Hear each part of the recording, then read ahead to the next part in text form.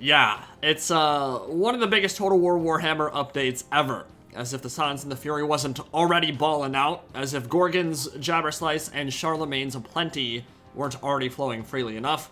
The Beastmen are getting a campaign overhaul with the Great Bray Shaman Caster Lord, and the Dwarfs of the Kara's Anchor stand ready to reunite lost holds once more.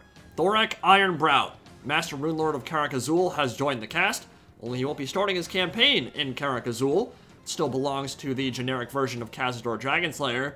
No, he'll be starting in the legendary first city of Karak Zorn, nestled deep in the Southlands with plenty of greenskins, undead, and Skaven to slay, although he can confederate his erstwhile home with an early mission chain.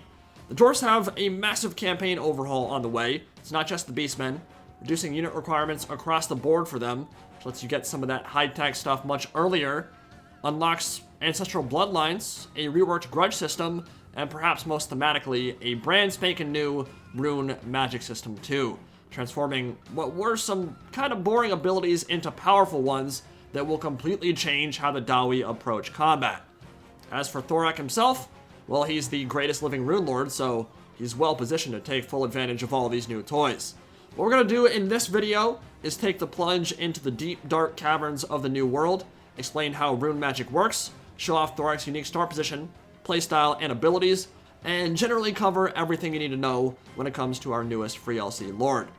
For obvious reasons, rune magic is not like other magic. It fancies itself a bit special, and it is, because it doesn't utilize the 8 winds in the way that other witches and warlocks would.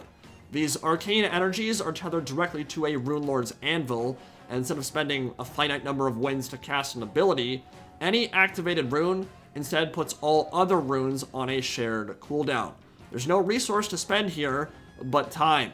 And the downtime is longer for whichever rune was just activated than it is for the rest. So, for example, if I casted Rune of Wrath and Ruin, it goes on a 180 second cooldown, while all my other runes are only put on cooldown for 60 seconds, which means you're encouraged to make use of a wider selection, rather than rely on spamming any one single rune over and over and over again.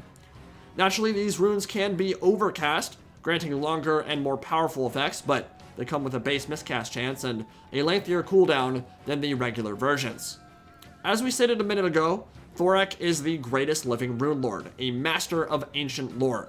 So he has a bunch of abilities that reduce his miscast chance, that increase miscast chance for enemy casters, and a rune cooldown reduction system while he fights in melee, allowing him to unleash a steady outpouring of potentially game-changing abilities, much more so than a regular Rune Lord or Rune Smith.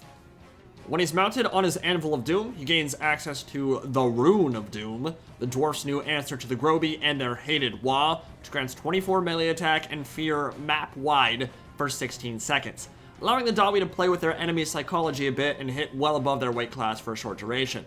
His Mighty Hammer-clad Brakak gives him Frenzy, which was improved in this update, gives him Sundering attacks, and a unique Lightning Bombardment spell that is effective versus armor. And he's already an armor-piercing Rune Lord with a variety of ways to influence the flow of battle. So even before we get to his start position and unique mechanics, he's gonna be one of the better Dawi Lords in both campaign and multiplayer, and y'all don't know the half of it yet. But let's talk about runes, and the impact these changes to the runic system will have on Warhammer 2. For the Rune of Negation and the Rune of Oath and Steel, not much has changed, except you can now overcast them, rather than that Master Rune being tied exclusively to a Rune Smith or Rune Lord. They're single target now, not AoE, and at least for Oath and Steel, probably not going to be that useful in most situations. In multiplayer, you'll be fighting against entire armies of AP anyway. Most of the units you fight against will have armor piercing, and once you get past 130 armor, you're talking serious diminishing returns for resistance against physical damage anyway. Plus 60 armor is fantastic for somewhat squishy units like Zotes and Dragons that start out with maybe 40 to 70 armor, but it's a lot less important for Ironbreakers and Hammerers that are already well over 100. But the Rune of Wrath and Ruin is very cool now, and is exactly what people have been asking for. The earth cracks, venting magma and sulfur into the air, exploding outwards with force to devastate attackers. No longer a single target slow, it is a ground target fireworks display that can be devastating to blocks of tightly packed infantry that can be overcast for cracking through heavy armor as well. These OG3, the Rune of Wrath and Ruin, the Rune of Negation, and the Rune of Oath and Steel, are joined by an additional 3 newcomers to the cast: the Rune of Breaking, the Rune of Speed, and the Rune of Slowness. The Rune of Breaking to imbue armor sundering and additional weapon damage. The Rune of Speed to massively increase mobility and attack for a single unit, which opens up some unique tactics for charge-reliant infantry like hammers, and should make them play a lot more dynamic on the battlefield, which has traditionally been one of their kind of shortcomings. They can be kind of boring to play, but when you can, out of nowhere, make a hammer move at double its base speed, there's a lot of cool stuff you can do there. And the Rune of Slowness, which replaces the old Rune of Wrath and Ruin, used as a snare to freeze cavalry and monsters, and allow the dwarves to blow them to hell with ranged weapons or close the gap with slayers. You now have a much wider selection of abilities to choose from. You now have much more customization options when it comes to your casters' loadouts in both campaign and multiplayer, and overall, it's just a much more thematic and interesting experience with these basic runes. And we haven't even gotten to the campaign exclusive stuff yet, so let's do that. It's a bit interesting because Thorek is quite a staunch traditionalist in the lore, yet in Warhammer 2 he's reclaiming lost jungle holds in the spine of Sotek for the Vortex campaign, and the legendary Karak Zorn in Mortal Empires, which are pretty epic crusades for a Dawi to embark upon, and probably not something Thorek would actually do in the lore, but star positions are probably more important. They're more fun, and I think it's a nice spot. Both of them are pretty interesting locations to get a campaign kicked off. Now, as a Master Smith, he has a much easier time at the Forge, which means more Oath Gold, better runesmiths, and easier crafting of runes. And that crafting of runes is going to play a huge part in his playthrough, as you'd expect. The Artifact Vault is Thorek's unique campaign mechanic, tied to resources scattered throughout the map, and once acquired through alliances or conquest of a settlement, they allow him to do stuff like summon ancestral spirits, yoke a goddamn Carnosaur and steer that into battle with a special collar, much in the same way that Shard Dragons are controlled, and there are some insane buffs in this unique portion of his forge. And it's all topped off by the ancestral runes of Grimnir, Grungni, and Valea, which are army-wide abilities that drop vortexes, turn units unbreakable and immune to damage, and heal for 1700 HP while restoring vigor. So, essentially the dwarf's answer to regrowth. Highly smexual, very powerful army-wide abilities. When you unlock them, they're going to make your armies a lot more powerful on the battlefield. I'm not going to read off all the other runes that are available in the Forge right now. There are tons of them. We'd be here for like 30 minutes looking at each and every one. But there's some pretty crazy stuff, like homing grudge thrower projectiles, lots of ways to stack up range and missile damage on artillery, bombardment spells that ignore armor, like the Master Rune of Immolation, unique magic missiles, and a lot of cool shit like that. Now, the grudge system was reworked too, granting research rate, public order, and diplomatic relations with other Dawi the lower it is.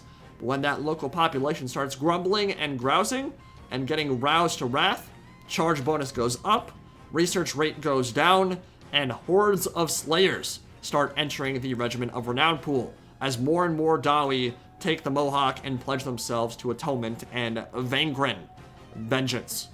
They also have post-battle options for increased growth and Oath Gold, and their unit requirements have been massively reduced, requiring less extra buildings to produce the high-tier stuff, and knocking almost every unit in the roster down a tier, so you don't have to grind for 150 turns to get those previously tier 4 and tier 5 units. The functional outcome of that is that really good units like Iron Drakes are now tier 3. You need to invest less to get them in your armies, you don't need to spend as much time to get them in your armies, and the growth issues that dwarfs have, that makes sense in terms of slowly bringing the Kara's Anchor back online and slowly repopulating, as the dwarfs are quote-unquote a dying race. Well, those no longer affect your military so much. They just affect your economic growth, which is in keeping with the lore and the nature of dwarf expansion. I'll let you guys take a look at Thorek's unique skill tree here as I give my closing thoughts, but overall I am really happy with how this whole update is shaping up, especially for the dwarfs, who were certainly feeling the growth nerf acutely and had steadily become less and less fun to play over time. Most of my main issues with their campaign have been addressed with the Silence and the Fury patch, and the new rune system, especially the Rune of Wrath and Ruin, is drop-dead gorgeous. It's elegant, it's thematic, it's tray cool, and you're going to be seeing it a lot in battles over the next coming days. So, speaking of upcoming content, there's a lot. I have not gotten a chance to play much of Thorek's campaign yet. There's been an obscene amount of stuff to cover on both the single and multiplayer side, but he is seriously looking like one of the coolest FLC Lords we've ever gotten. A lot of unique stuff to unleash on the battlefields of Warhammer 2. Tons of interesting skills and abilities, and a pretty damn dynamic playstyle for a Dwarf Lord who, let's be honest, tend to be pretty cookie cutter and vanilla when it comes to their approach to warfare. Gonna have tons of battles and campaign footage to show off over the next several days, so stay tuned, and I will see you all in the next video. Andy Pride, signing out for now. Have a good one, guys.